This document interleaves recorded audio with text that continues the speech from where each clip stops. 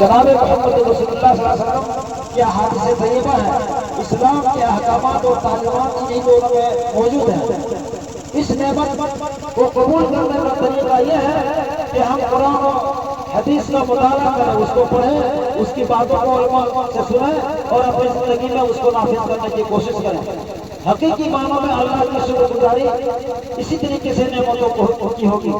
زبان سے اللہ تعالیٰ کی تعریف کرنا، اللہ کی بڑائی کرنا، اللہ کا حمد کرنا، اور اپنے اعضاء و جوارح سے ذہنی طور پر بھی اللہ تعالیٰ نے جو بھی ہمیں شریعت دی ہے، جو بھی حکم دیا ہے اس کے رسول نے، اس پر عمل کرنا، یہ اللہ تعالیٰ کی شکر گزاری ہے۔ جیسا کہ وہ آیت جو روزے کے سلسلے میں اس کا آخر ہے، تاکہ تم اللہ کی شکریہ ادا کرو، تو شکریہ ادا ایسے ہی ہوگا کہ پوری زندگی آج کے بعد بھی ہم اللہ تعالیٰ کے حکموں کو پیش نظر رکھیں۔ ہم مسلمان صرف رمضان کے لیے مسلمان نہیں ہیں، مسلمان ہر لمحہ مسلمان ہوتا ہے، ہر وقت مسلمان ہوتا ہے۔ اس لیے جس جوش و خروش کا جذبہ آپ نے رمضان کے مہینے میں دکھایا، اگر یہ جذبہ باقی رہ جائے تو اس بات کا ثبوت ہے کہ آپ نے بالکل صحیح دل سے اور اخلاص کے ساتھ روزہ رکھا ہے، کیونکہ روزہ کی حکمت ہی یہی ہے۔ اللہ تعالیٰ نے فرمایا کہ یا ایھا الذین کتب علیکم الصیام کما کتب علی الذین من قبلکم لعلکم تتقون،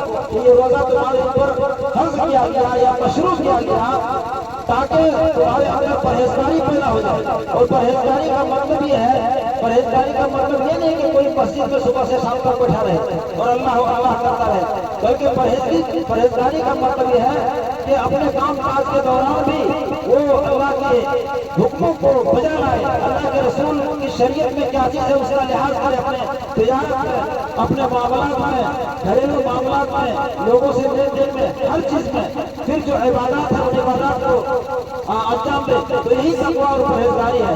اور تقویٰ کوئی ظاہر والی چیز نہیں ہے، ظاہرداری کی چیز نہیں ہے، بلکہ تقویٰ دل کے اندر ہوتا ہے۔ حضرت کو نے کہا کہ التقویٰ ہا ہونا، اور اپنے سینے کی طرف اشارہ کیا، التقویٰ ہا ہونا، التقویٰ ہا ہونا، التقویٰ ہونا۔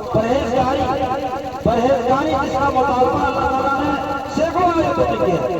ان للمتقین مفازا حدائق وانابا وکواعب اترابا وکأسا دہاقا لا یسمعون فیہا لغوا ان المتقین فی ظلال وعیون یا ایھا الذین آمنوا اتقوا اللہ ولتنظر نفس ما قدمت۔ سینکڑوں آیتوں میں اللہ تعالیٰ نے تقویٰ کا مطالبہ کیا، اپنے بندوں سے اس کو نواز کر کے، اس کو سب سے اچھی شکل میں پیدا کر کے، اس کو سوجھ بوجھ دے کر کے، عقل دے کر کے، اور جو بھی اسی کی روزی کی ضرورت ہے اس روزی کو مہیا کر کے۔ یہ آپ یقین جانیے کہ ہر انسان کو اس کی روزی معلوم نہیں ہے۔ ان تمام چیزوں کو دینے کے بعد اللہ تبارک و تعالیٰ نے یہی تقاضا کیا ہے بندوں سے، انسانوں سے، کہ اللہ تعالیٰ کی پرہیزگاری، اللہ تعالیٰ کا ڈر اور خوف پیدا کرے۔ خوف کا یہ مطلب نہیں ہے کہ اللہ سے ڈریں اور اللہ کے حکم کو نہ مانیں، اللہ کے نبی کے حکم کو نہ مانیں۔ اس لیے اسلام کا یہ تقاضا ہے۔ اسلام کی 5 بنیادوں میں سے ایک بنیاد آپ نے روزہ رکھا، لیکن یہ نماز بھی ایک بنیاد ہے۔ اللہ کے رسول نے فرمایا کہ بنی الاسلام علی 5 شہادت اللہ الہ الا اللہ واشهد ان محمدا عبدہ ورسولہ واقام الصلاۃ وایتاء الزکوٰۃ وصوم رمضان والحج۔ اسلام کی بنیاد 5 چیزوں پر ہے، ان میں سے ایک بنیاد یہ روزہ، ایک مہینے کا روزہ 29 دن کا یا 30 دن کا، انسان کو 29 دن کا ہوا، کبھی 30 دن کا بھی ہوتا ہے۔ ایک مہینے کا روزہ اگر کوئی آدمی انکار کرتا ہے، اس کو فرض نہیں سمجھتا، وہ تو کافر ہو جاتا ہے، اور عملی طور پر تعلق رکھتے ہوئے بھی روزہ نہیں رکھتا ہے تو وہ بھی کفر کے قریب پہنچ جاتا ہے۔ وہ فدیہ کا جو مسئلہ ہے وہ بہت ہی صحیح آدمی کے لیے ہے، یا بالکل ہمیشہ جو بیمار رہتا ہے ان کے لیے، اس لیے روزہ رکھنا چاہیے۔ یہ سال تو گزر گیا، آئندہ اس کا لحاظ کیا جائے۔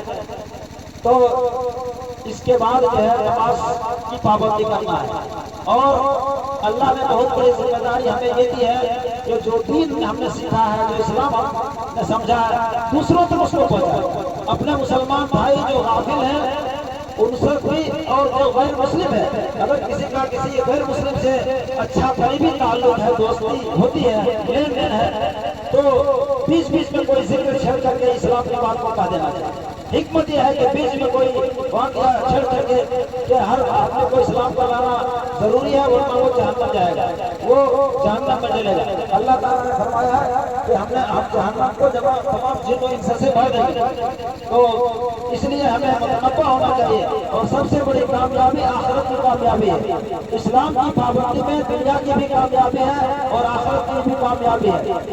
کچھ لوگ اس زمانے میں خاص کر کے ہندوستان میں اور ہندوستان کے باہر بھی یہ چاہتے ہیں کہ اسلام کو مٹا دیں، اسلام کو ختم کر دیں، لیکن انہیں پتا نہیں کہ اسلام مٹنے کے لیے نہیں آیا، اسلام تو غالب ہونے کے لیے آیا۔ اللہ تعالیٰ فرماتا ہے یریدون لیطفئوا نور اللہ بافواہہم واللہ متم نورہ ولو کرہ الکافرون هو الذی ارسل رسولہ بالہدی ودین الحق لیظہرہ علی الدین کلہ۔ اللہ تعالیٰ صاف لفظوں اور اس طرح کی کئی آیتیں، اس سے ملتی جلتی کئی آیتیں علماء کرام جانتے ہیں۔